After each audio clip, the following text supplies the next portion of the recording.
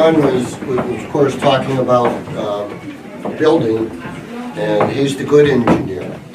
I'm the bad engineer, but I have more fun because I get to blow it all up. I'm only a good engineer if I can resist what he tries to do. The engineer of that time,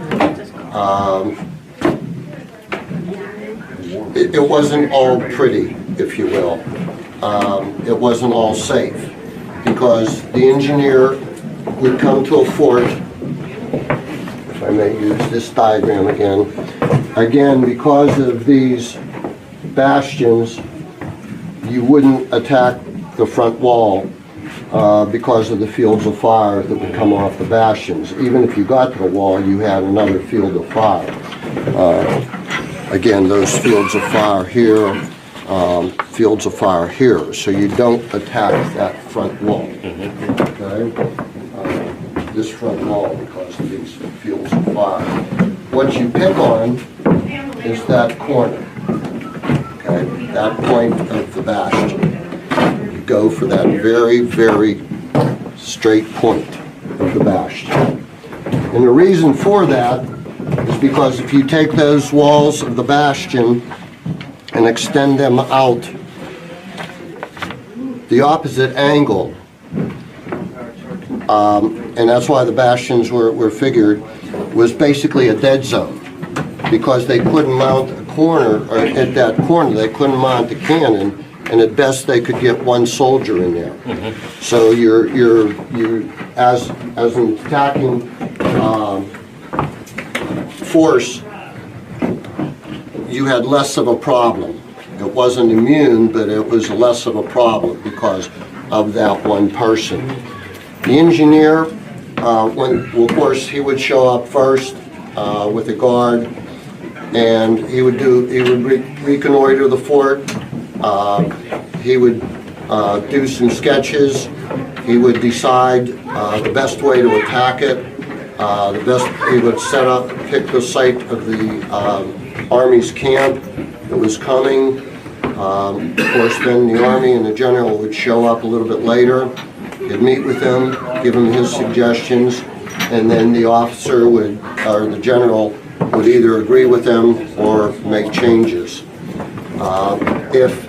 If he agreed, the next thing to do would be to lay out a trench line to that point of the bastion. The engineer would go out at dusk, big shiny target. Everybody knew what they were doing. Everybody knew what was happening. Now he's starting maybe 300 to 500 yards away, but he would go out at dusk, be it a handheld compass or a compass on a tripod. He would establish an angle for that trench. He would then have his chain men measure it with an engineer's chain. Engineer's chain, 50 or 100 feet. Each link is 12 inches. And he would determine the length that he wanted that trench dug that night. He would then take fuse, as it was called in those days. It was made with pure hemp, soaked in nitrates, so if he had a bad day, he could save a piece and put it in his pipe and be happy at the end of the day. But he would lay the fuse on that line that he established for that siege trench, and he would go back. The siege trenches always came in at an angle. It was never a straight line. Pass that, sir. Back. The reason is again, the fort could go in, set up their guns, and it happened to the engineer Williams at Fort Niagara. The first trench he laid out was right in the line of fire for the French. When they woke up the next morning, they opened fire and killed 250 soldiers. So Williams went back out the next night and picked a different angle. But when the sappers, who were the diggers, came out, they'd find that fuse that was laid on the ground, they'd light it. The fuse did not burn, as we know, there wasn't a flame, but it glowed like a cigarette or a pipe.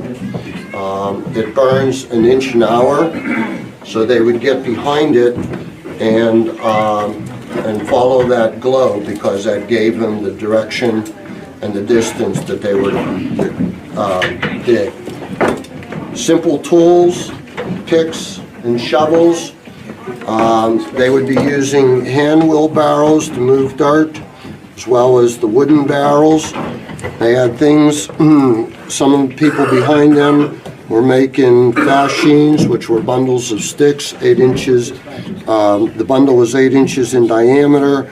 They were 1.5 inches to 2 inches thick, 6 to 8 feet, or they could make it 10 to 12, which was a saucisson, just a longer bundle of sticks. Hatchets, of course, were norm. Fascine knives, like on the table, a copy of a French fascine knife of the period. Shovels and picks.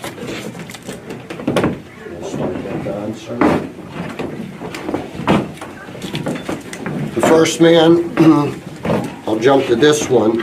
There was usually a crew. I'll say this one. There was usually a crew of sappers. He had in front of him a little wheeled piece of protection.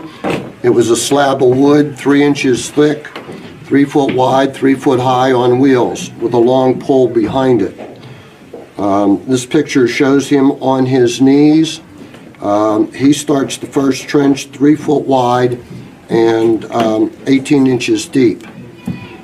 The second man comes behind him, digs it down 6 inches, another man another 6 inches, 6 inches till they got to 3 foot deep, 3 foot wide, 3 foot deep. These men made up a team. They were paid additional money because of the hazardness of it. If any of them got killed, the surviving people got that full amount to divide amongst themselves. As this man was digging and these other, as these other people were digging, they were moving up the gabions, which were baskets with no top, no bottom, but long branches that went into the ground, that they drove into the ground. And of course, they were filling them with the dirt and stones that they were digging up. They laid the fascines or saucisons on top, 2 layers. This is the same pictures. Again, just another picture depicting the types and the weave of the gabions, the equipment that they were using, and again, that way of digging in sections. They also had special little tools that move or set the baskets or move them for them. So they moved each way. Okay, it's this one. They would.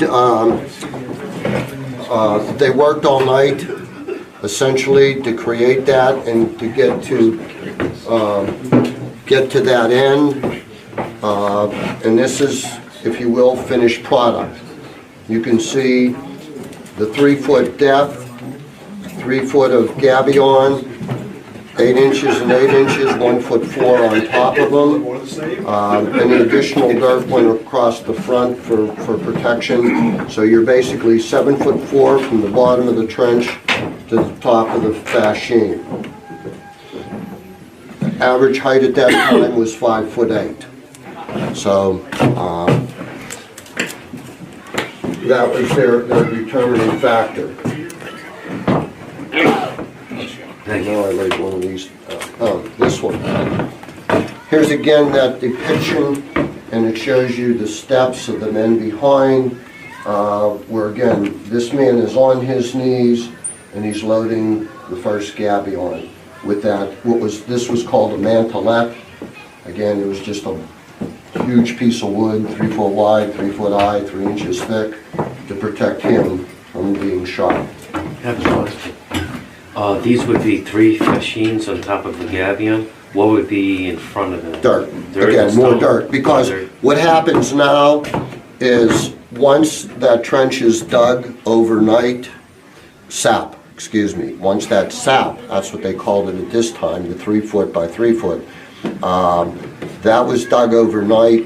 The next day, new sappers came out, and what they would do is widen that trench to 12 foot, or sap, I'm sorry, to a trench. That's why I'm getting confused. Now it was called the trench. And they widened it to 12 feet because they wanted to put soldiers in it. A company of soldiers in the back of the trench in case the French came out in a sortie, or to try and stop the digging, or to destroy the trench. They had, these guys had picks and shovels. They had the soldiers to move forward. They put the stone in the gabions and the soil in front of Didn't them? matter. It didn't matter. Okay. Because again, and we talked about this, they didn't have smart bombs at that time, so penetration didn't keep blowing it away. The bombs at that time blew up or blew out. Wow. So what you really had was a force coming in, and as alluded to earlier, they had tables as to how much dirt they wanted in front, how deep it had to be to, again, absorb that cannonball and then blow out, blow back, if you will. And that's what they would do. And if you've probably seen it in that, if you've ever watched any of the World War I movies where they're firing into no man's land and you see in a big crater show up, that's what was happening. And it continued on in World War II and on. It's just lately we have the technology for the smart bombs. But, that's what's happening here too. They had a bomb, they had a fuse on it, but it would dent in a little, which was their intent eventually, to break this down and break all the way through here. But again, it would have been many shots, just as John again had talked about. We know that the engineers, the British engineers, were here in the beginning. McKellar, Gordon, to help Governor Sharp lay out the fort and get it started. We know that Sharp had written Amherst to have them return because he had some questions. We know that Gordon came, and as John had said, we know that the powder magazine was in this bastion back The here. northeast bastion? Is that Northeast okay, bastion. thank you. Yep. In this back corner, and Gordon, if you've ever been to the bastion at Ligonier, Yeah. it's underground. It's like 6 feet deep. So a person could stand, if you will, is a little above ground. But then what they'd do is layer it with dirt and straw and anything like Timber. that to absorb. Well, 2 layers of timber. You're right. To start off, and one going this way and one going this way, and they were like 12 by 12s. They weren't small. So it was an earthen and wooden. Yes, well, and the downside is again, they buried them, they buried them in, when they dug the hole, they laid timbers in, again, 12 by 12s, to keep it back and create a room. But you had moisture and bugs, so it deteriorated quickly. But that's how it was built here, because we know Gordon built, Rohr designed one, it's the guard room, but they called it the armory, half in, half out of ground at Ligonier, in the other bastion. When Rohr was killed in Grant's raid, they abandoned that, made that an armory, that is a powder magazine, and Gordon built one underground where it is to now in the northeast bastion. That would have been the southeast. And he built 2 at Fort Pitt underground. So it's pretty much, that was his forte, so we pretty much feel that it was an underground structure here. And then again, with those 2 layers of beams on top, then, you know, like I'm talking like 4 or 5 feet of dirt on top of that. Because again, you were looking for that. And as the Army moved forward, What do you want? I want this. As the Army moved forward and could bring their cannons into play, okay? At the closest point, they put their mortars in because, again, John had mentioned, they were lobbing them in, they were trying to destroy the buildings, they were trying to get to the powder magazine. Without powder, you can't fight. Right. So, you know, that was, and you know, you read where it was constant firing all day for days. So, you know, they brought the ammunition and were really trying to destroy the fort from the inside. You had a question before, so He asked it, and it has been answered. Did I give you the answer? You're welcome for the Did you get the question. answer? Did you get the Oh, answer? The gabions were never made, it appears from one of those diagrams, they were rolled up the trench into place, is that correct? Yes, essentially, and again, I'll ask, do these pictures help? Yes. Yes, very good.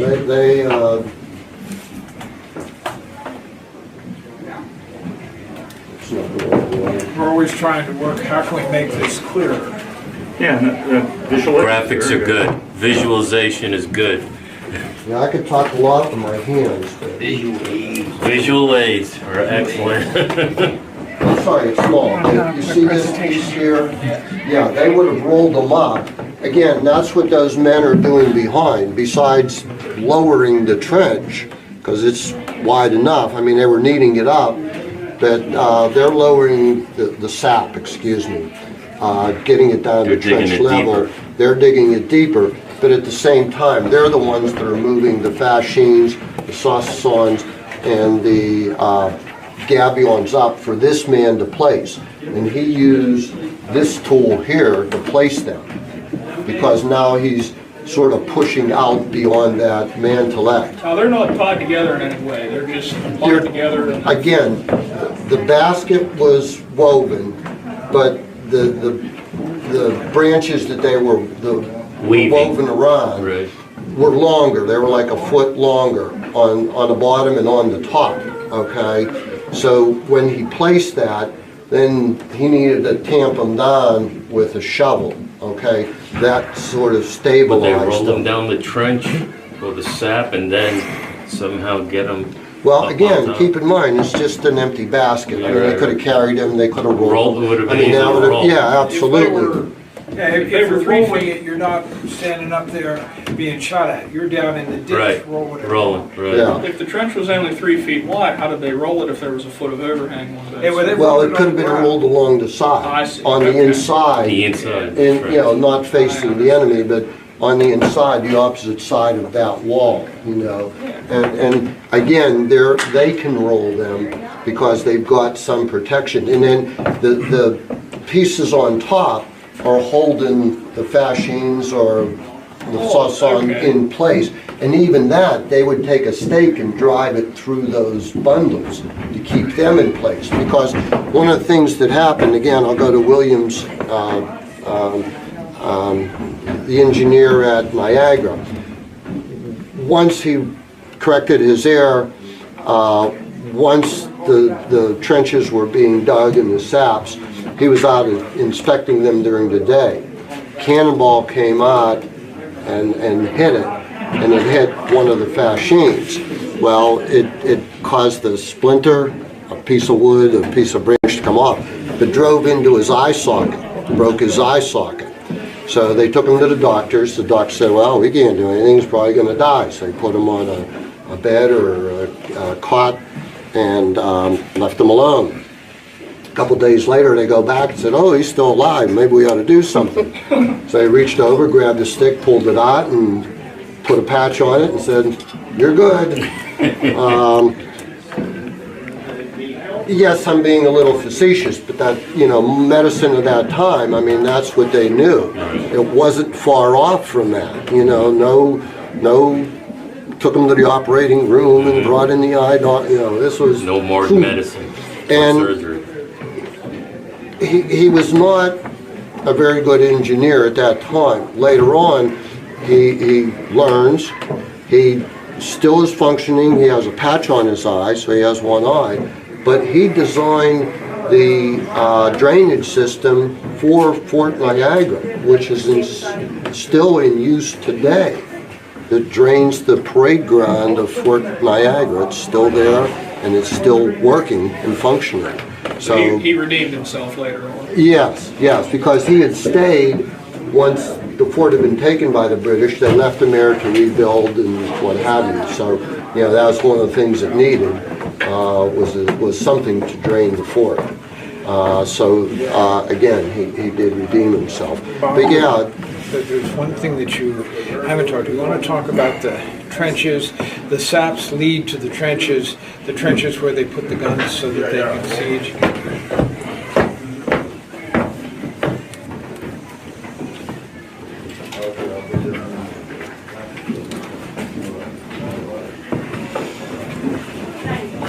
That's fascinating. okay, more pictures. As John was just talking, and I'll just say, I showed you this one. Boy, is it pretty and is it nice and simple, I noticed the angles get more acute Yeah, the closer, the to, closer you get. to the tip of the bastion. Then, and now this is Europe, this isn't the colonies, so, a much more detailed defense. But again, see the point that they're going Right. after? Yeah. Their main attack is for there. And you can see what they call parallels. They're coming up with usually 3, starting again 300 to 500 feet back, and then they come up 100, and they try and get to like 100 yards away. This is extensive, but you can see one of the considerations that they have here is their field of fire for their cannons. Because again, when they get up to this last parallel or battery, they want to be using their mortars and lobbing it in. That being said, here's just another picture.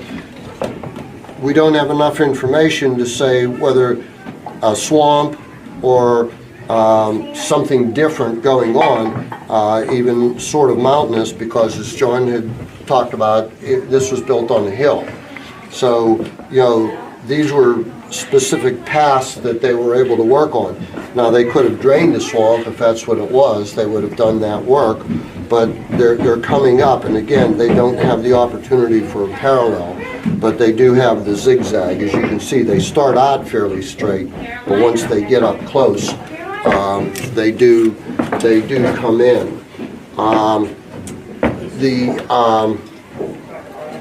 And again, you would lay that out with your artillery engineers, because again, they're going to place the cannons. In fact, that's where the original engineers came from the artillery, because they said, oh, they got the guns, they got to place them, then they'll be engineers. Later on, they split it to where you had engineers, and of course, How would they drain the swamps? dug trenches out, if you will, and just let the water. The big trick is to make the trench that's going to take the water away deeper than the trench you're digging for your security.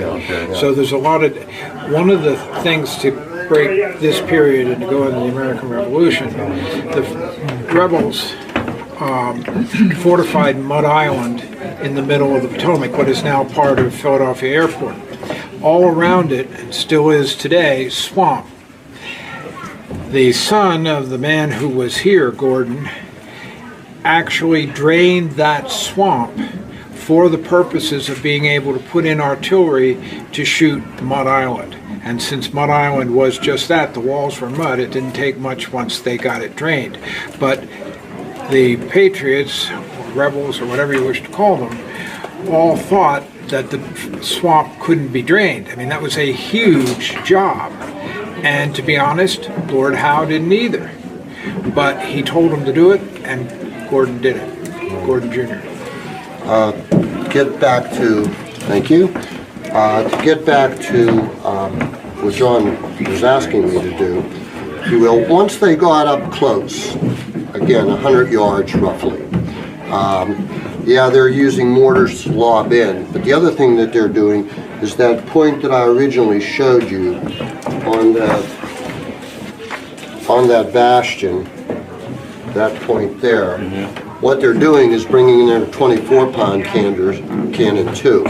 Because what they want to do is breach the wall, okay? They need to breach the wall. They're going to shoot low. They're not going to tear it down from the top down because it's going to put too much debris in their way eventually.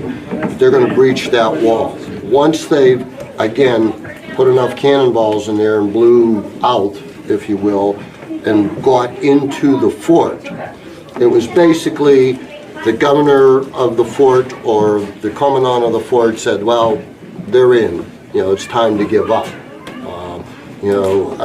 I've done everything I can. He should get I want to say spoils, and that's not the word, but he should get all the credit for defending and, go out with colors flying, Honors. drums beating. Thank Honors. you. I was at spoils. That's all right. Honors. Sometimes they wouldn't, okay? They're going to stick us out. Relief is coming, we're going to try and Hope for relief and win this. So they'd stick it out because sometimes there were additional defenses inside. And again, hopefully that relief would come. Hear it now, runner coming in, defend the hold. So they've got Runner this. coming in, defend the what? So defend the breach because of the runner coming in. Then the runner comes in and says nobody's coming. Then it's over. But or they hope that the army got tired outside, or the weather changed, or something. And Weather they're would gonna help give the up. defenders? Yeah, the defenders, absolutely. Or they ran out of food, whatever.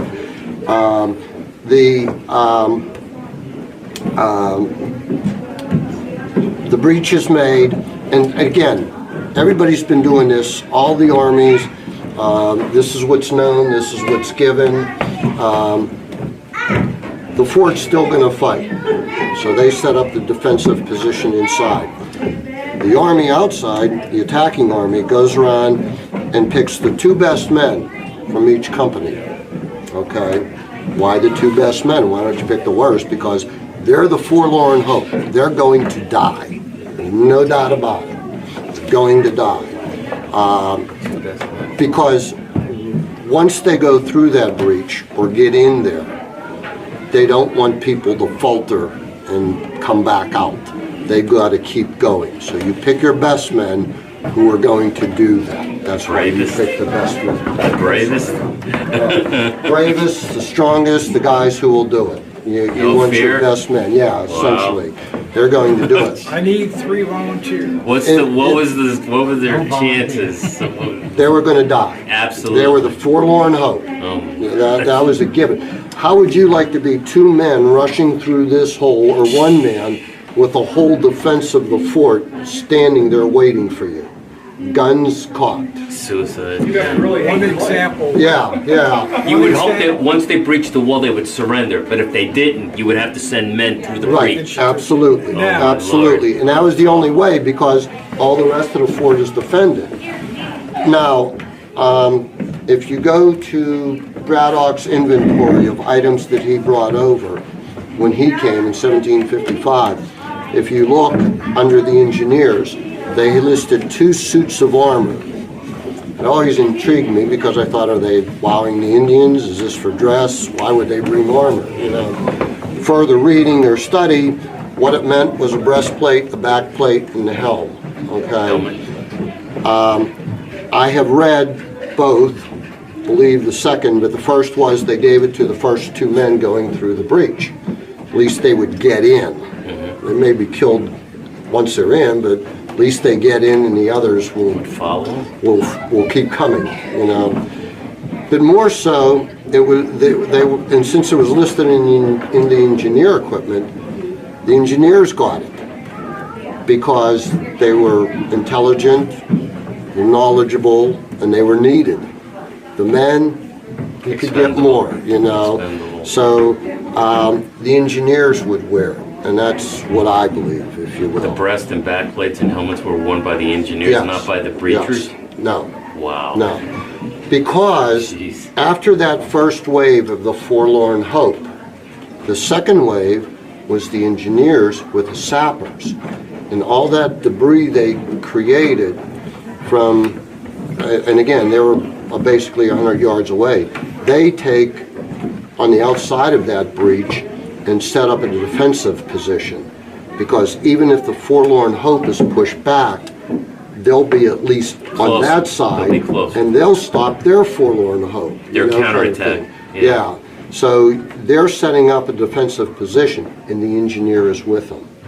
So that's why he's wearing the armor, sort of a body armor at that time. That would be part of the second wave? He they is would the set- second one. and He they- is the he's- second But the one. engineers probably wouldn't go in until the fort was actually taken. That doesn't mean there wouldn't be snipers in there, but They're just on the outside. Correct. But there is a third wave following the forlorn hope is going to go through that breach, hoping that the forlorn hope got in, a couple of men or something, and they're inside. So now you've got the third wave pushing in. But the engineers, John was saying, they're on the outside setting up a defensive position. With the second wave, they would set up the defensive position outside. Well, that wave is sappers. They're Sappers. not, they're soldiers, but they're sappers. Okay.